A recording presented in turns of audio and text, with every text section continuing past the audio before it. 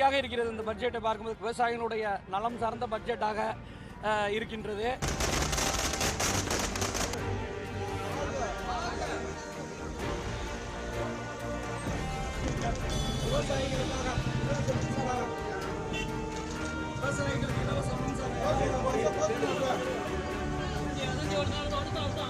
இன்று தமிழக சட்டப்பேரவையிலே வேளாண் பட்ஜெட் அறிவிக்கப்பட்டிருக்கிறது.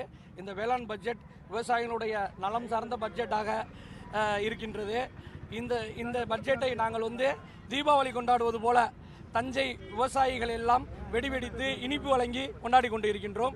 மகிழ்ச்சியாக இருக்கிறது. இந்த பட்ஜெட்டை பார்க்கும்போது கடந்த கால ஆட்சியை விட இந்த பட்ஜெட்டில் நிறைய திட்டங்கள் ஒதுக்கப்பட்டிருக்குது. தனித்தனியாக மண்வளத்தை காப்பாற்றுவதற்கே ஒரு தனி திட்டம் இது பண்ணியிருக்காங்க, பட்ஜெட் ஒதுக்கியிருக்காங்க.